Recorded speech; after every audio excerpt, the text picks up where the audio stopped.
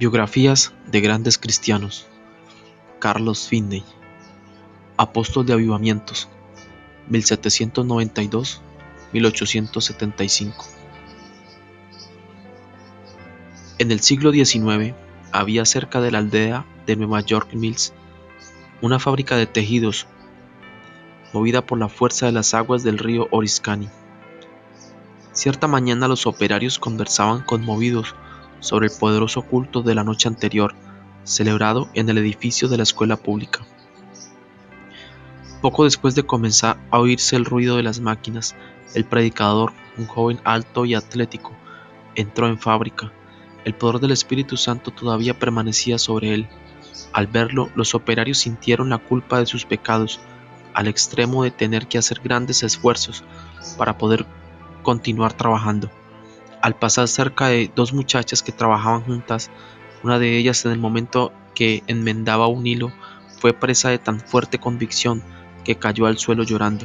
Instantes después, casi todos los que estaban alrededor tenían lágrimas en los ojos y en pocos minutos el avivamiento pasó a todas las dependencias de la fábrica.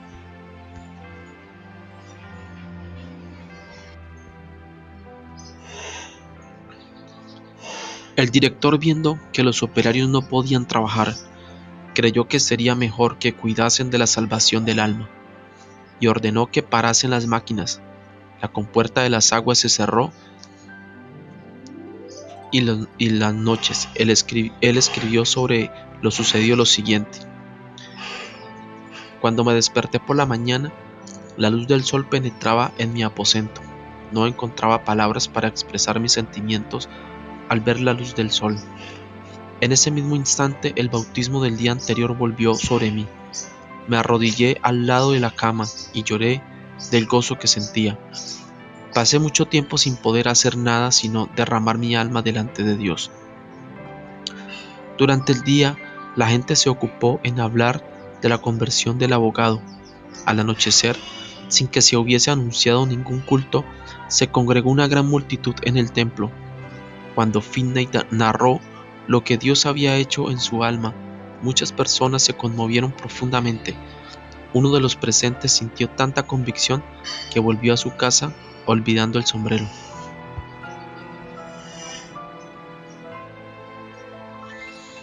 Cierto abogado afirmó: no hay duda de que él es sincero, pero también es evidente que él enloqueció. Finney habló y oró con toda libertad. Durante algún tiempo se realizaron cultos todas las noches, con la asistencia de personas pertenecientes a todas las clases sociales. Ese gran avivamiento se esparció por muchos lugares vecinos. Respecto de ese acontecimiento escribió: por 8 días después de su conversión, mi corazón permaneció tan lleno que no sentía deseos ni de comer ni de dormir. Era como si tuviese un manjar para comer que el mundo no conocía. No sentía necesidad de alimentarme ni de dormir. Por fin me di cuenta de que debía comer como de costumbre y dormir cuanto me fuese posible. Un gran poder acompañaba a la palabra de Dios. Todos los días me admiraba al notar cómo pocas palabras dirigidas a una persona le traspasaba el corazón como una flecha.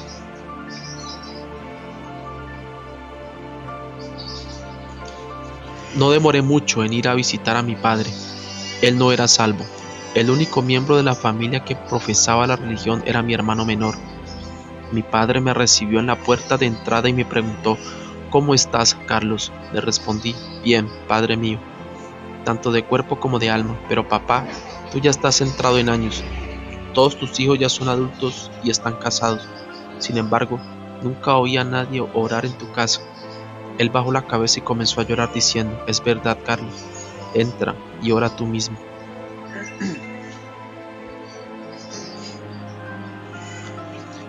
Entramos y oramos. Mis padres quedaron muy conmovidos y no mucho después se convirtieron.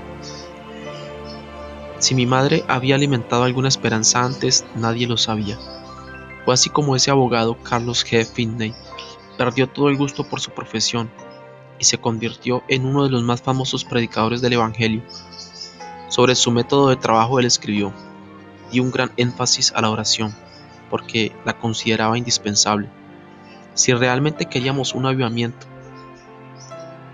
tenía que esforzarme por enseñar la propiciación de Jesucristo, su divinidad, su misión divina, su vida perfecta, su muerte vicaria, su resurrección, el arrepentimiento, la fe, la justificación por la fe y otras doctrinas, las cuales tomaban vida mediante el poder del Espíritu Santo.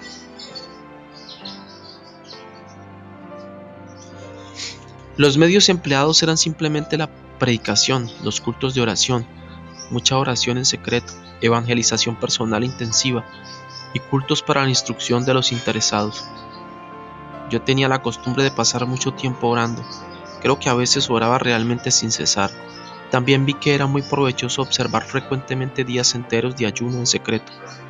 En esos días, a fin de estar completamente solo con Dios, me iba al bosque o me encerraba dentro del templo. A continuación podemos ver cómo Finney y su compañero de oración, el hermano Nash, bombardeaban los cielos con sus oraciones.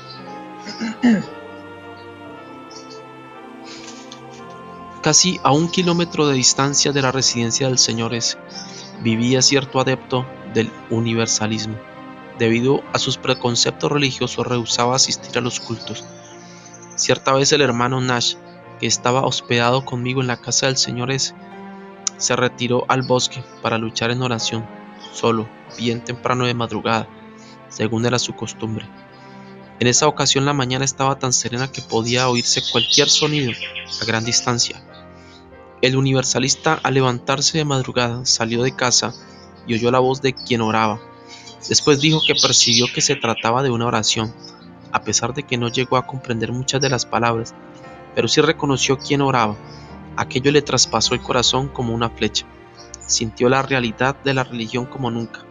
La flecha permanecía en su corazón y solo encontró alivio creyendo en Cristo.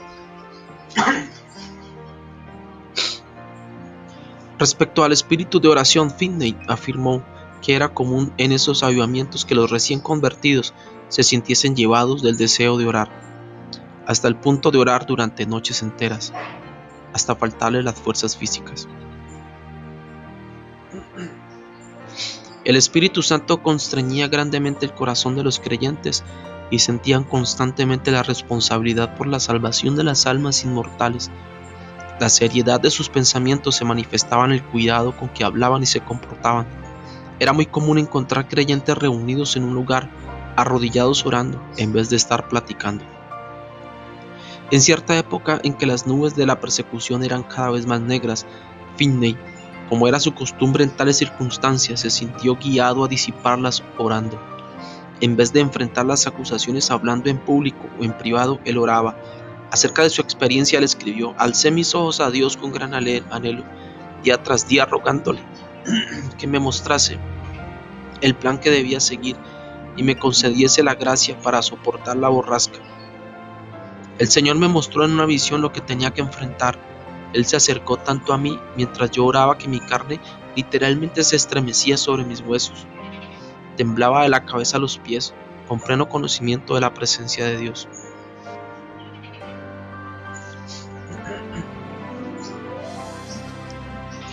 Añadimos a continuación otro ejemplo, que copiamos de su autobiografía, de la manera en que el Espíritu Santo obraba en su predicación. Al llegar a la hora anunciada para iniciar el culto, encontré el edificio de la escuela tan repleto de gente que tuve que quedarme en pie cerca de la entrada. Cantamos un himno, es decir, la gente pretendía cantarlo. Sin embargo, como no estaban acostumbrados a cantar los himnos de Dios, cada uno gritaba como le parecía. No pude contenerme y me tiré de rodillas y comencé a orar. El Señor abrió las ventanas de los cielos, derramó el espíritu de oración y yo me puse a orar con toda mi alma. No escogí ningún texto en particular, pero al ponerme de pie les dije: levantaos, salid de este lugar, porque Jehová va a destruir a esta ciudad. Añadí que había cierto hombre que se llamaba Abraham, otro llamado Lot. Les conté entonces cómo Lot se mudó para Sodoma, un lugar que era excesivamente corrompido. Dios resolvió destruir la ciudad y Abraham oró por Sodoma. Pero los ángeles encontraron solamente un justo allí, cuyo nombre era Lot. Los ángeles dijeron: ¿tienes aquí alguno más? Yernos y tus hijos y tus hijas y todo lo que tienes en la ciudad, sácalo de este lugar porque vamos a destruir este lugar. por cuanto el clamor contra ellos ha subido de punto delante de Jehová.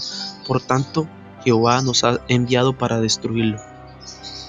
Al relatar yo esto, los oyentes se enojaron hasta el punto que me habrían azotado. En ese momento dejé de predicar y les expliqué que me había dado cuenta de que allí no se celebraba ningún culto y que tenía el derecho de considerarlos corrompidos.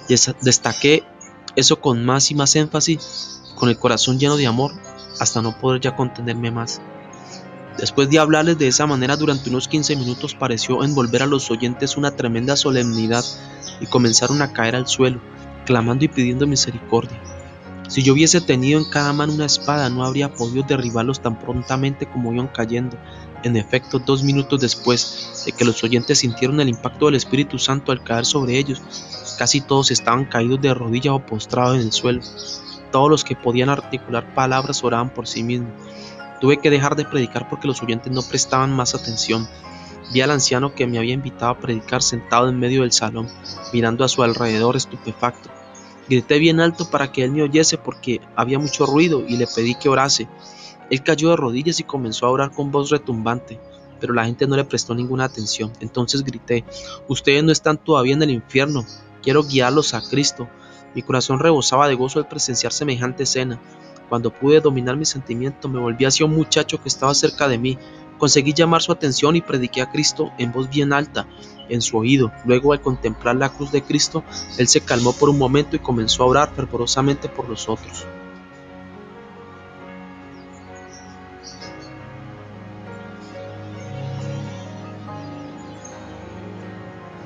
Después hice lo mismo con otra persona y luego con otra y otra, y así continué ayudándolos hasta la hora del culto de la noche en la aldea.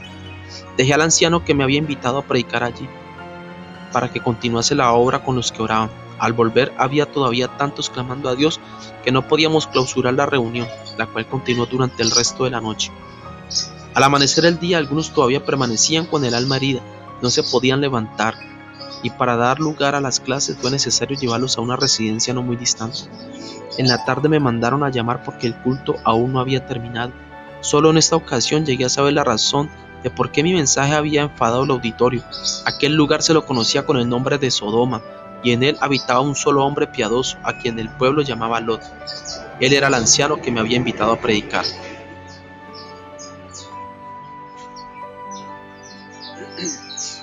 Ya anciano, Finney escribió acerca de lo que el Señor había hecho en Sodoma. A pesar de que el avivamiento cayó tan repentinamente sobre ellos, el mismo fue tan radical que las conversiones fueron profundas y la obra realizada permanente y genuina. Nunca oí ningún comentario desfavorable al respecto. No fue solamente en América del Norte lo que Finney vio al Espíritu Santo caer sobre los oyentes y postrados en tierra.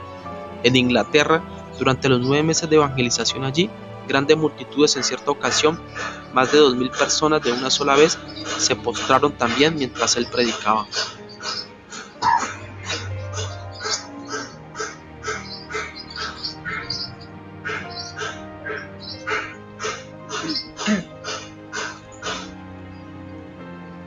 Algunos predicadores confían en la instrucción e ignoran la obra del Espíritu Santo.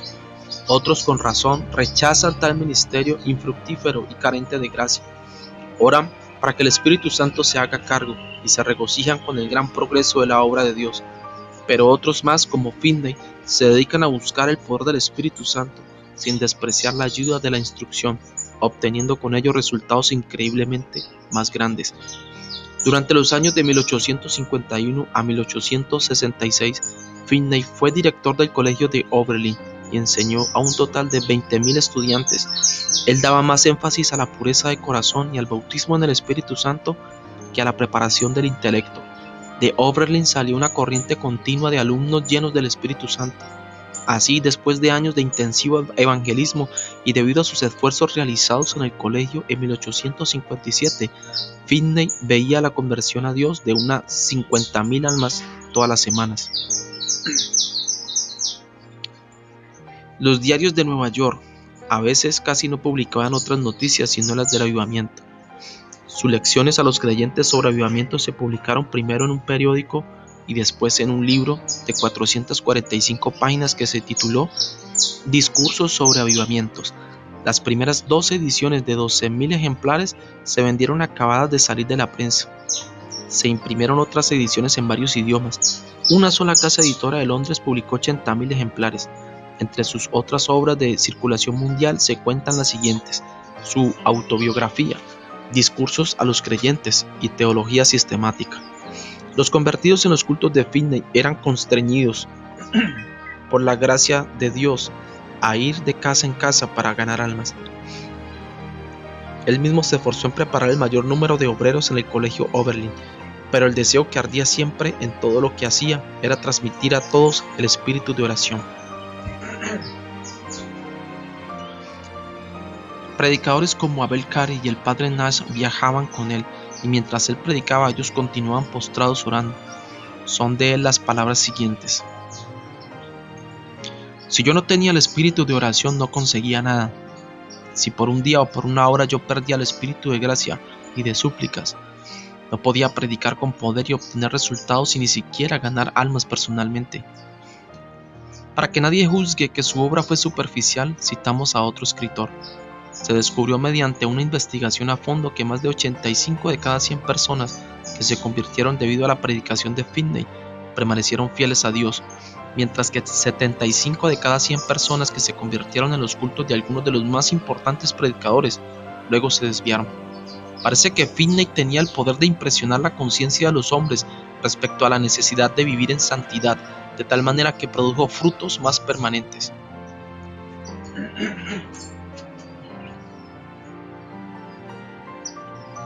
Finney continuó inspirando a los estudiantes del colegio Oberlin hasta su muerte. A los 82 años, hasta el fin de su muerte, permaneció tan clara como cuando era joven. Su mente y su vida nunca pareció tan rica en el fruto del Espíritu y en la belleza de su santidad como en esos últimos años. El domingo 16 de agosto de 1875 predicó su último sermón, pero no asistió al culto de la noche. Sin embargo, al oír que los creyentes cantaban Jesús, amante de mi alma, déjame volar a tu regazo, salió hasta la entrada de la casa y cantó junto con los que él tanto amaba. Esa fue la última vez que cantó en la tierra. A medianoche se despertó sintiendo dolores punzantes en el corazón. De esos dolores había sufrido muchas veces durante su vida. Sembró las semillas de avivamiento y las regó con sus lágrimas. Todas las veces que recibió el fuego de la mano de Dios fue con sufrimiento. Finalmente, antes del amanecer, se durmió en la tierra para despertar en la gloria de los cielos. Faltaban solamente 13 días para que cumpliera sus 83 años de vida aquí en la tierra.